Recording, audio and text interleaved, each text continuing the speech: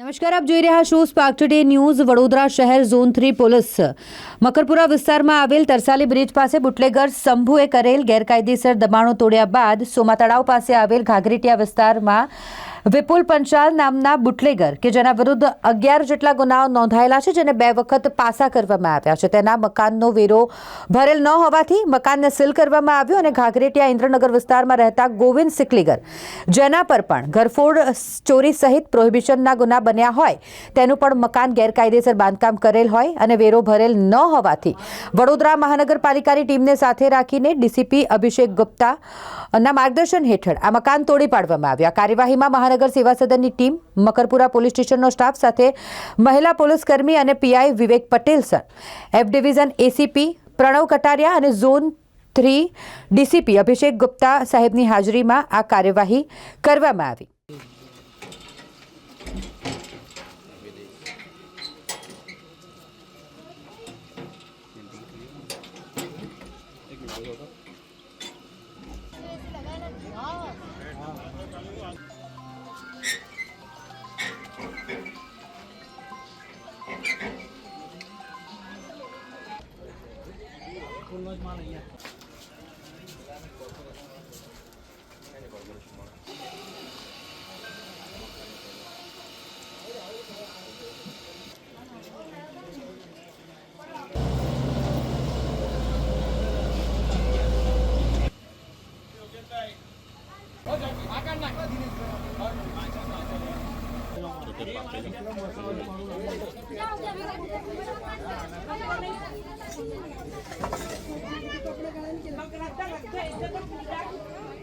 આજે ઝોન 3 વિસ્તારના મકરપુરા પોલીસ સ્ટેશનના સૌથી પહેલાં તરસાલી બ્રિજની નીચે આવેલો જે વિસ્તાર છે, ત્યાં ધર્મેન્દ્ર ઉર્ફે શંભુ કરીને જે આરોપી છે, તેના વિરુદ્ધમાં 7 પ્રોહિબિશનના ગુના છે, એક સરી સંબંધી ગુના છે અને 2 વખત તેની પાછા થઈ રહેલી છે.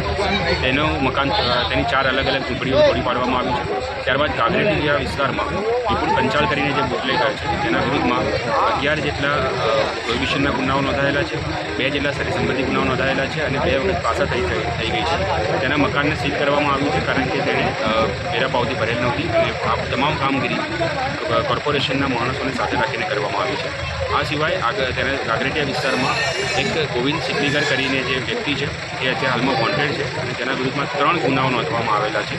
તેનું પણ જે મકાન છે તેની વેરા પાવતી એને ભરેલ નથી અને ગેરકાનૂની રીતે જે મકાન બનાવવામાં આવ્યું છે તેને તોડવાની કાર્યવાહી અત્યારે હાથ ધરવામાં આવી છે. આ તમામ કાર્યવાહીમાં કોર્પોરેશનના માણસો અને જીઈબીને પણ સંડો સાથે રાખીને ધ્યાન તોડીને તેમની પાસેથી પણ યોગ્ય પુરાવા લઈને કાનૂની રીતે શું પણ કરી શકીએ તે કાર્યવાહી પોલીસ દ્વારા કરવામાં આવશે. સર, કેટલી યાદી તૈયાર હશે કે જે આપણે કેટલા દિવસ આ કામગીરી શરૂ કરશું? અત્યારે આ કામગીરી ચાલુ જ છે. તમામ પોલીસ સ્ટેશનથી આ યાદી તૈયાર કરવામાં આવી રહી છે અને જેમ જેમ યોગ્ય પુરાવા સામે આવશે, કોર્પોરેશન પાસેથી પણ અમે પુરાવા એકઠા કરી રહ્યા છીએ, જીપી પાસેથી પુરાવા એકઠા કરી રહ્યા છીએ અને પોલીસ પાસે અન્ય જે પુરાવા છે તેના આધારે જે અમે લિસ્ટ બનાવી રહ્યા છીએ અને તેના આધારે અમે આગળ જેટલી પણ કાનૂની રીતે જેટલી પણ અમે કરી શકીશું તે રીતે યોગ્ય કાર્યવાહી કરીશું અને એમાં કોઈ પણ અન્ય વ્યક્તિને કોઈ તકલીફ ન પડે તેનું પણ પોલીસ તરફથી અને કોર્પોરેશન તરફથી ધ્યાન આપવામાં આવી રહ્યું છે.